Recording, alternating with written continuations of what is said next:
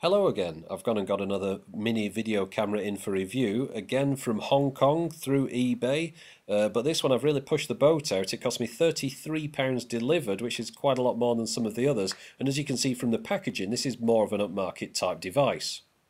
The model name of the camera is a G200, and I'll just talk you around it. On the front there is the lens, and next to that is a microphone hole.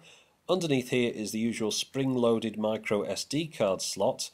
It'll take up to a maximum of 8GB cards. I'm just using a 4GB in here, and it's a class 4 card that I'm using to make sure that there's no potential stuttering or slowdown caused by using a slower card. Now next to the SD card slot is a screw hole there, which enables you to attach it to a tripod type device. I'll show you later on. Now on the top here is where the USB slot goes for either charging it or for getting the files off the memory card. Next to that is a start-stop button, and on this side you've got a mode button on the left and an on-off button on the side, so I'll switch it on to show you how it works. Now that's the first big thing you'll notice. This camera actually has a LCD screen on the back to enable you to frame it, which is a big advancement over the other devices where you don't have an idea of what you're pointing at. Now at the top right there it says that I'm in video mode, so if I tap the start-stop button it starts recording and you can see the time going along at the top there next to the battery indicator. Now if I press the mode switch at the bottom corner here, it moves into photo mode. You see there's a picture of a camera there, and if I press the start-stop button again it takes a photo. Press the mode button once more, it goes into voice recording mode, and of course you can see across the top there before you start how long you could possibly record without running out of storage. And then press the mode button again. This time it's motion activated mode, so when I wave my hand in front of it you can see it starts up automatically and the timer starts counting up. And press the mode button once more and now we're in playback mode. So from this mode I can play back footage I've recorded earlier. Now the front of this device is actually a rocker switch. So if I click left and right on here I can move back and forth, and you can also click the top and the bottom to see the footage I've recorded earlier. So when I press the start-stop button there you can see we were able to watch this footage of a train coming out of the station. Now if I touch the right hand side of the screen it keeps going into faster and faster forward, and equally if I click the left hand side we can get it going into reverse. One more nice feature is if you hold down on the left hand side of the screen you can actually delete files that you've recorded and free up space on your memory card. As easy as that. And then if you are actually recording, if you press the top of the screen it will do a digital zoom, and the bottom of course zooms out, although I never really like digital zooms. And finally it's also possible to turn the screen off while still keeping the recording going if maybe you want to save battery life or make it less obvious. And according to the specs it's a 1280 by 960 resolution camera and the battery life should be about 2 hours.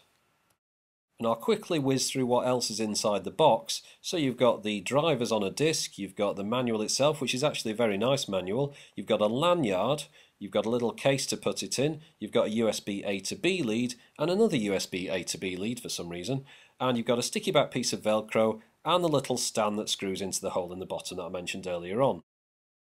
The stand would no doubt come in handy when using it as a webcam, which is another one of its features, but I'm not going to be testing that out today. Instead I'm going to be taking it outside to see how good the video quality is.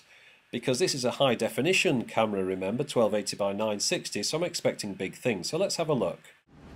So I took the G200 out on a rainy day in Manchester and took a few different shots around the town, and I'll just be quiet for a minute and let you make your own mind up about the audio and video quality.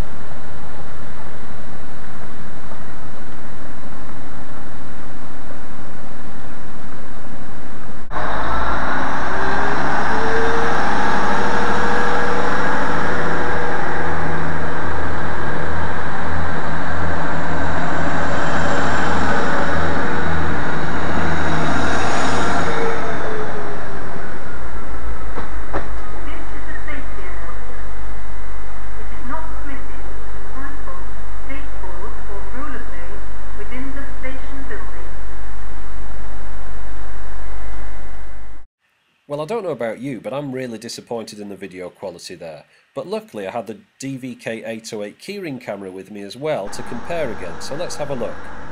So as you can see here, I'm using a split screen of the same footage, the G200 on the left and the Keyring camera on the right. Now notice the extra clarity on the Keyring camera. As always, of course, it's zoomed in towards the middle and a bit off centre because I can't frame it right, but the actual quality of the picture is a lot better. Now look at the smooth scrolling, or I should say panning across here to this chap leaning against this post.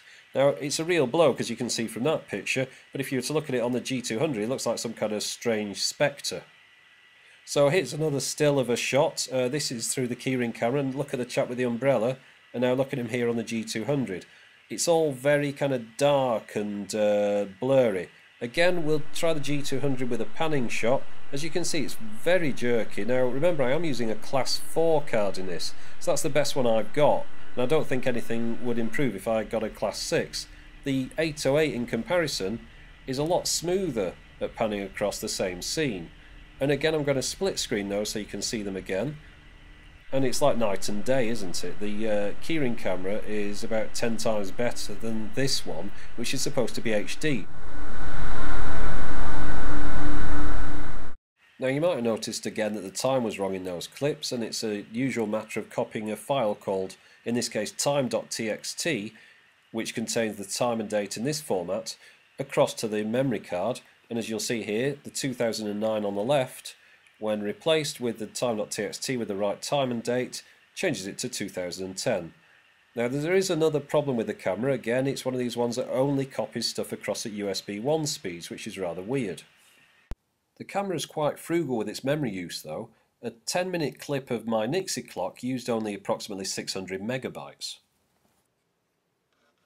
So to sum the G200 up, it's a really nicely made camera with a very intuitive operating system in a nice case, which unfortunately takes very poor quality video.